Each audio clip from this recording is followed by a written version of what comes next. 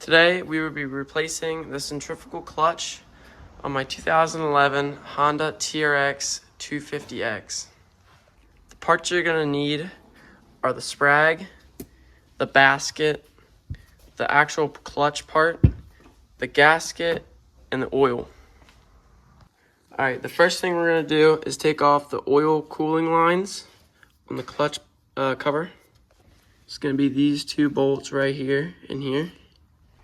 Alright, after you take off your oil cooling line bolts, you're going to put them up here so they're out of the way. And then you're going to take off all your side cover bolts.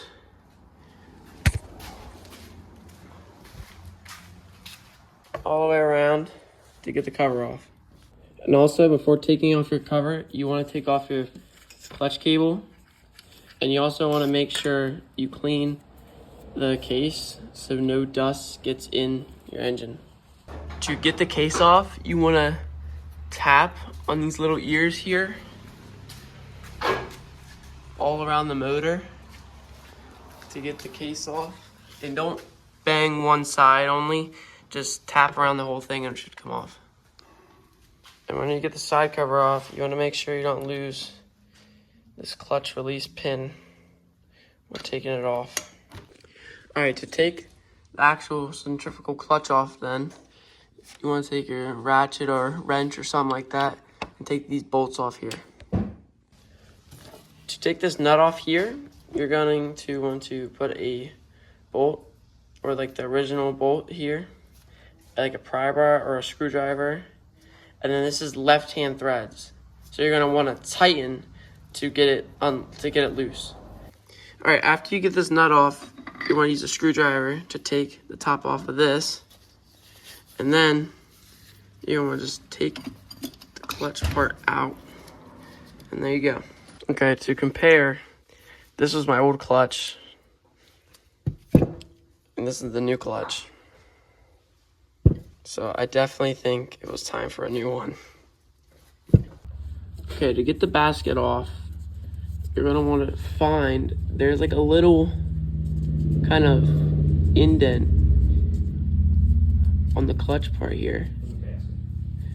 And then you just take the basket off. Okay, after you get your old clutch out, we want to start on the new one. So first thing, you want to get your sprag and put it in here. Okay, after you get your sprag in, you want to take a little oil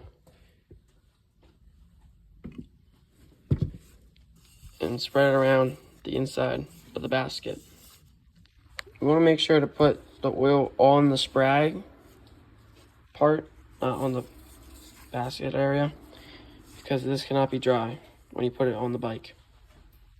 Okay, this will be your time to go check all your chains to make sure they're not really loose. This one down here will be a little loose, but other than that, just make sure they're not really that loose, and then check everything and then clean off your gasket. Alright, after you did all that, you should be able to put this back in. To put it back in, you just gotta find the indent in this clutch back here and slide it all in. Then make sure your surfaces are prepped there and here for your gasket. Right, after you put your clutch in, you're gonna wanna take your nut and put it on and tighten that down to 65 foot-pounds. And then you're going to want to like indent one of the sides here so it doesn't come back off. Then you want to get your bolts here and put a little Loctite on them and tighten them down. Once you have those bolts in there, then you want to get your gasket, but make sure to clean those surfaces really good so you get a good seal. I used some Scotch-Brite pad and like a razor to get the old gasket off. Use like this. And while doing it, make sure to always scratch outside of the engine so the debris doesn't go inside of the motor, especially on this side of the motor. And after you put it back on your case, you want to Put your bolts in, tighten them down, tighten down your roller cooler lines, and then tighten down your bracket for your clutch cable line, and then put that back on. And then you should be done. Alright, I've been riding for a couple of days now. Clutch is working great, so it's a wraps for this video. But if you want to watch more on my Razor MX500 build, make sure to leave a like, subscribe.